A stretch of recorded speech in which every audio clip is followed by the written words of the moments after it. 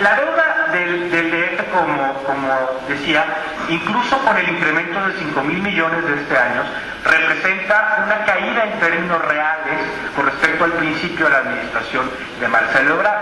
¿Por qué? Porque en los primeros años de este gobierno hubo una gran cantidad de excedentes provenientes del petróleo y hubo una recaudación federal participable importante que no hizo necesario gastar cantidades importantes de deuda. Entonces lo que tienen que hacer los gobiernos es, cuando es un momento procíclico, es decir, cuando hay ingresos, lo que hay que hacer es no gastar mucho en deuda y más bien en estos momentos, cuando hay que tener una estrategia anticíclica, es cuando debemos gastar más deuda. Por ejemplo, yo creo que todo este paquete financiero federal, en donde se deciden subir los impuestos, se debió haber aprovechado también para incrementar la deuda pública en un monto mayor al que se hizo en proyectos de inversión para que sí se reactivara la economía. Entonces al final tuvimos el peor de los dos mundos, porque tuvimos más impuestos y tampoco tuvimos un programa importante contracíclico. Lo que nosotros propusimos, y es lo que estamos haciendo, es con un proyecto registrado ante la Secretaría de Hacienda, gastar la deuda. La deuda del DF es la única que tiene que tener el famoso dígito de la Secretaría de Hacienda, que es una cosa verdaderamente tortuosa e increíblemente compleja de obtener, que implica una gran cantidad de estudios costo-beneficio que tienen que ver con el mérito de los programas. Y toda la deuda que hemos ejercido desde 2006, que es cuando la ley nos marcó este propósito, ha sido así. Ningún otro estado lo hizo.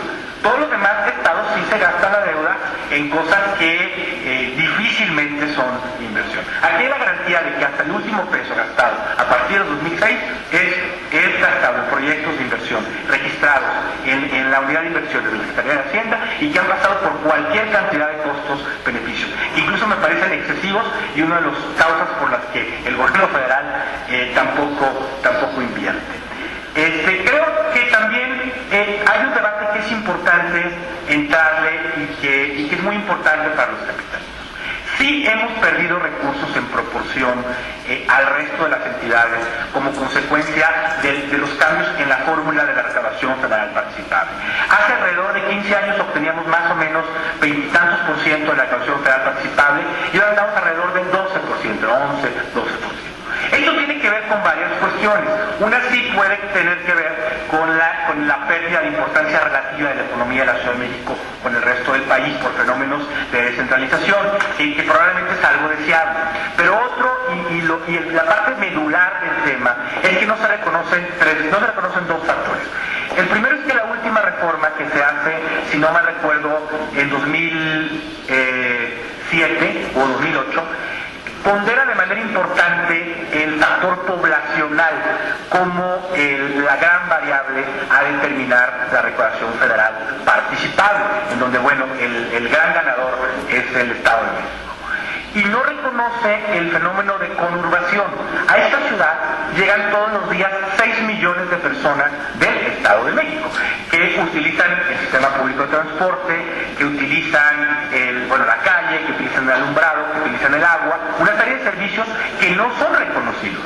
Y entonces esta es una ciudad que atiende todos los días a 6 millones de personas y eso no es reconocido en la recaudación federal participable.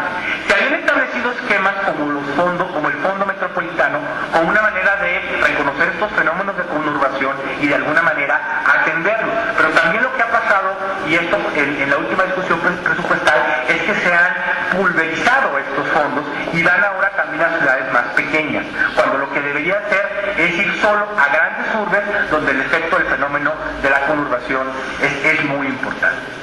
En cuanto al presupuesto de la Ciudad de México, es verdad que el 75% se destina a no gasto de inversión, pero es el porcentaje más grande del país.